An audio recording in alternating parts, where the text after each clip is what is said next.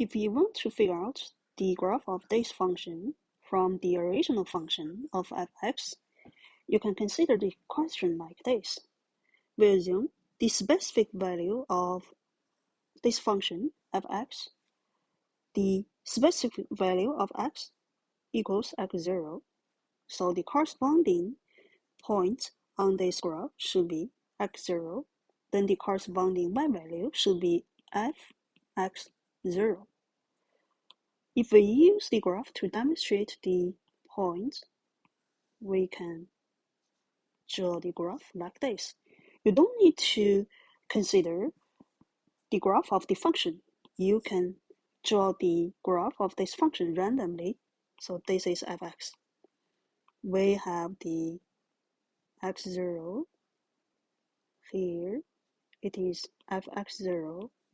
This point is this point. And for this new function, this function should be the transformed function from this original function. If we want to guarantee this whole x minus d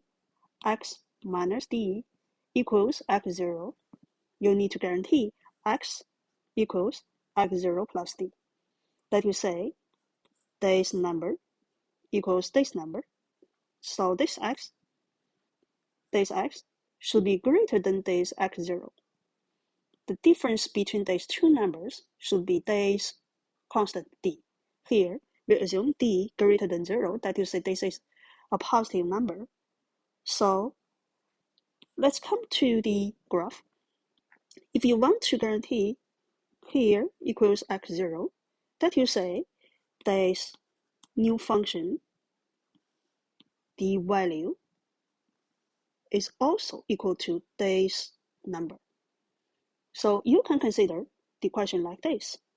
Here, if we want to get the same y value equals fx0, the corresponding x should be equals x0 plus d.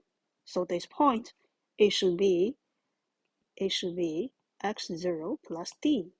Here, it is the difference d. That you say, this point is just on this graph.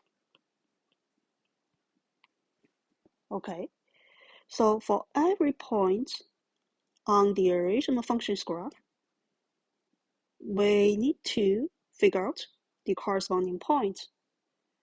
Following the method here, if we want to get the same y value, we need to move this point to the right side by d units. So we can get this point.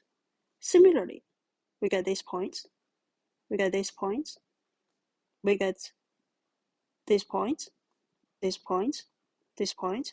So every distance should be equal to d unit.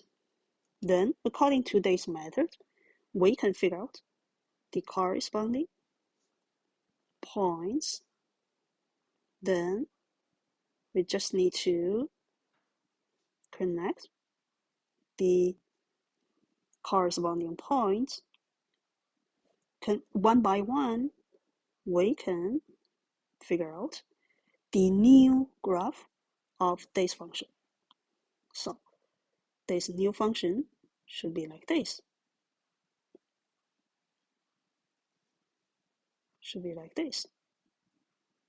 Okay, every distance should be equal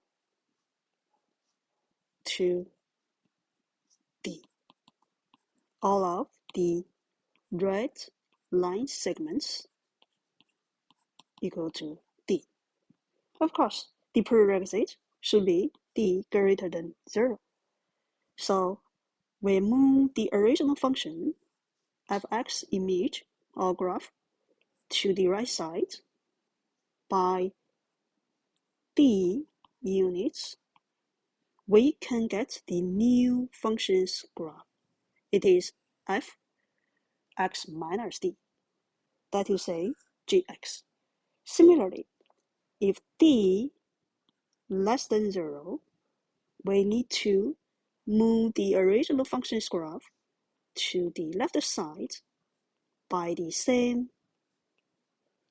units, but this time you need to take the absolute value of d because d is a negative number.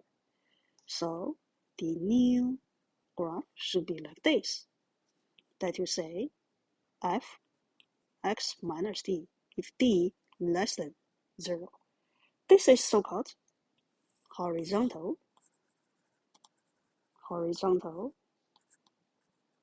translation from the original graph of fx